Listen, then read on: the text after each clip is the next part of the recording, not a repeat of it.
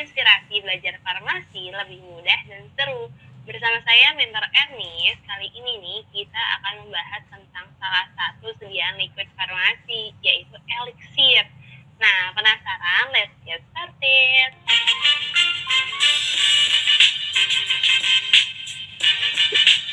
Nah, berikut adalah outline kita hari ini nih students, yaitu akan dimulai dari pendahuluan mengenai elixir, kemudian masuk ke formulasi dan perhitungan bahannya, lanjut ke cara pembuatan dan evaluasi, dan diakhiri dengan aplikasi soal.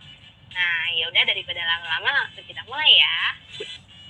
Tak kenal maka tak paham, jadi kita pahami dulu nih dan kita kenalan dulu sama yang namanya elixir. Nah, secara definisi, elixir itu merupakan suatu larutan hidroalkoholik yang jernih, dapat ditambahkan eksipien pemanis sehingga umumnya ditunjukkan untuk penggunaan oral. Nah, dari definisi ini tentunya student sudah bisa memahami ya, dari namanya hidroalkoholik, berarti ada dua komponen yang pasti ada dalam sediaan elixir ini, yaitu adalah air dan alkohol. Nah, kalau misalkan elixir ini ada dua macam ya students, jadi ada yang mengandung bahan aktif atau medicated, dan ada juga yang tanpa bahan aktif atau non-medicated. Biasanya, non-medicated elixir ini juga dipakainya sebagai pembawa atau pelarut atau pengencer pada saat dispensing atau pemberian obat-obatan untuk pasien-pasien tertentu. Nah, elixir ini menjadi salah satu pilihan yang tepat nih students untuk formulasi bahan aktif yang dia itu susah larut dalam air tapi terlarut baik dalam alkohol atau etanol. Nah, umumnya kandungan alkohol dalam elixir ini lebih dari 10%. Bahkan pada beberapa sediaan itu bisa mencapai 40% loh. Nah, karena kandungan alkohol yang cukup tinggi, maka pada umumnya elixir ini tidak perlu lagi nih ditambahin pengawet. Karena seperti yang kita tahu sudah ada nih aktivitas self-preserving yang diberikan dari kandungan alkoholnya. Nah, sambil kita flashback juga nih, dan biar teman-teman juga lebih paham, ini ada gambaran buat teman-teman supaya bisa membedakan antara elixir dengan sirup. Nah, yang pertama dari segi fisik, kita dapat melihat nih bahwa perbedaan itu signifikan antara elixir sama sirup secara konsistensinya atau viskositasnya. Nah, kalau elixir itu dia tuh konsistensinya itu jauh lebih encer nih students, atau less viscous dibandingkan dengan sirup, karena konsistensi sirup tentunya lebih kental.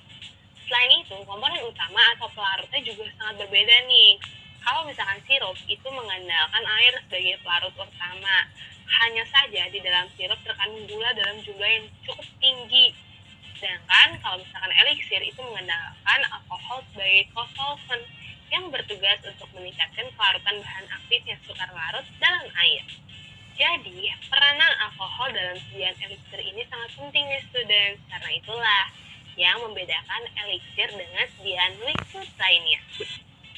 Nah, mirip-mirip nih dengan perhitungan dalam formulasi sediaan cair lainnya, pada sediaan elixir juga kita seringkali akan menghitung kebutuhan bahan dengan acuan volume. Oleh karena itu, seringkali dalam formulasi ditulis dalam satuan persen B per V atau bobot per volume, atau persen P per V atau volume per volume. Masih ingat kan artinya gimana? Kalau misalkan persen B per V itu artinya adalah sebanyak X gram padatan dalam 100 ml pelarut. Oke, students, kita lanjut ya. Jadi berikut ini adalah salah satu contoh formulasi dari sediaan elixir. Nah, students bisa lihat ya di gambar. Jadi dibuat elixir dengan volume 90 ml. Nah, formulasinya itu tersedia di dalam tabelnya ya. Nah, kita lihat nih dari jumlah fenobarbitalnya itu tertulis 0,4% bobot per volume. Wah, gampang banget ini sih.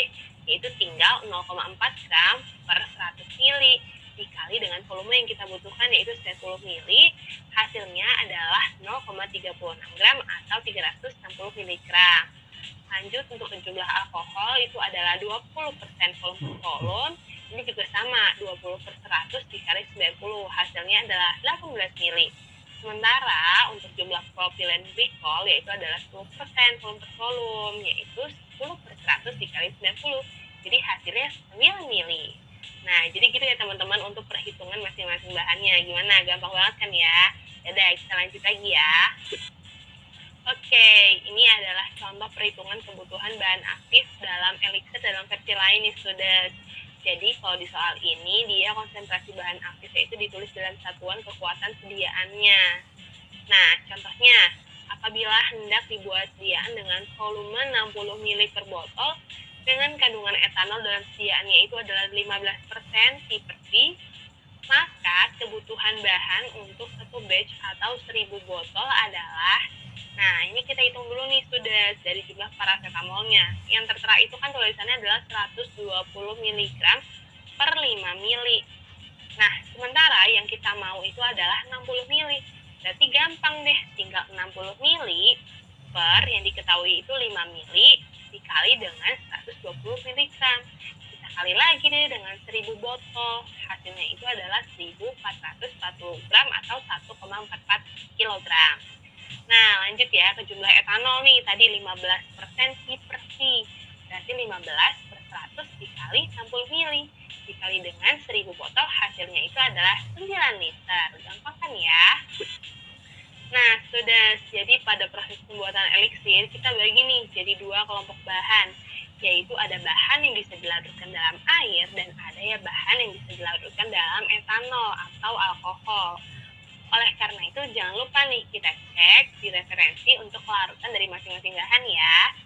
Untuk bahan-bahan cair yang digunakan, pastikan dia itu tetap bisa bercampur dengan kedua pelarut. Nah, selanjutnya campuran air ini kita tambahin nih sedikit demi sedikit ke dalam campuran alkohol sambil diaduk. Tujuannya itu adalah agar tidak terjadi pemisahan kembali dari bahan-bahan yang tidak larut dalam air.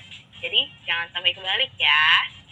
Nanti ketika kedua campuran itu sudah tercampur sempurna, kita tinggal mencukupkan nih volumenya dengan menambahkan air sesuai dengan batas volumenya atau bobot yang diinginkan pada formulasi. Nah, kadang di akhir pencampuran ini, campuran itu akan terlihat cloudy. Tapi hal ini adalah hal yang lumrah dijumpai pada proses pembuatan eliksir, terutama kalau flavoring agentnya itu berbentuk minyak. Sudah, jadi secara umum evaluasi yang dilakukan untuk sediaan eliksir ini sama aja loh dengan sediaan cair lainnya, yaitu dengan persyaratannya juga tergantung dari monografi yang kita acu.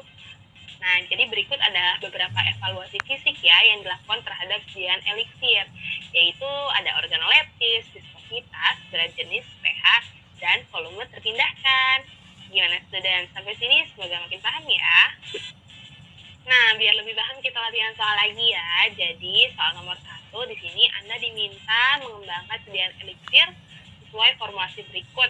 Apabila eliksir dibuat dalam volume 120 ml per botol, berapakah jumlah yang dibutuhkan untuk masing-masing bahan berikut?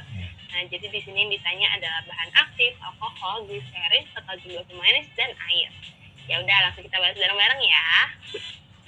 Nah, caranya ini nggak jauh beda loh sama yang kita udah bahas tadi. Jadi kita hitung dulu nih dari teofilinnya. Jadi ini adalah 0,53% B per C. Jadi sama seperti tadi, jadi 0,53 per 100 mili dikali volume yang kita inginkan, yaitu 120 mili. Kita dapat hasilnya adalah 636 mg. Lanjut ke jumlah alkohol, ini 20% P per V, berarti sama ya. 20 per 100 kali 120 mili, hasilnya adalah 24 mili. Nah, untuk jumlah gliserin adalah 5 per 100 dikali 120 mili, hasilnya adalah 6 mili. Nah, untuk total jumlah pemanis, ini tadi teman-teman tinggal jumlahin aja ya persentase yang ada di tabel tadi. Sehingga nanti didapatkan 18,1%, dan nanti dibagi dengan 100 mili dikali dengan 120 mili, hasilnya adalah 21,72 mili. Nah, lanjut ke jumlah air. Nah, kalau untuk hitung jumlah air, kita hitung dulu nih total persentase bahan yang ada di tabel tadi. Kan ada banyak ya. Nanti tinggal kita kurangin deh. Jadi 100% dikurangi dengan total persentasenya yang tadi ya. Lalu nanti kita akan dapatkan 22,95%. Caranya masih sama, dibagi dengan 100 dikali dengan 120 mili, hasilnya adalah 27,54 mili. Gimana? Gampang banget ya. Oke, kita lanjut nih ke soal yang kedua ya, students, yaitu soal pilihan ganda nih. Coba kita bahas ya. Jadi, berdasarkan pemahaman Anda, pernyataan berikut yang benar mengenai eliksir adalah: yang pertama A, dibutuhkan penambahan preservatif dalam sediaan formulasi eliksir. Yang B, Eliksir umumnya membutuhkan penambahan pemanis. C. Eliksir umumnya mengandung kurang dari 10% alkohol atau etanol. D. Dibutuhkan penambahan pewarna dalam setiap formulasi eliksir. E. Dibutuhkan penambahan antioksidan dalam setiap formulasi eliksir. Hayo, yang mana nih jawabannya? Tadi kita udah bahas loh, siapa yang masih ingat? Yuk, lanjut. Yap, betul banget. Jawabannya adalah yang D ya. Jadi, sediaan eliksir itu seringkali membutuhkan penambahan pemanis, apalagi kalau kandungan alkoholnya itu tinggi. Nah, kita bahas satu-satu ya. Kalau misalkan opsi A, ini salah ya, karena eliksir itu udah merupakan self-preservating, jadi dia nggak perlu penambahan preservatif lagi. Kalau yang C, itu juga salah, karena tadi kita udah bahas juga nih, umumnya kandungan alkohol itu dalam rentang 10-12%, bahkan ada yang 40%. Kalau untuk yang D dan E, salah, karena dia ada kata setiap formulasi. Jadi nggak semua eliksir ya butuh eksipien pewarna dan antioksidan. Ya, nggak kerasa nih ternyata materi kita udah selesai. Tapi teman-teman jangan khawatir, teman-teman bisa baca lebih lanjut referensi kita di bawah ini. Oke.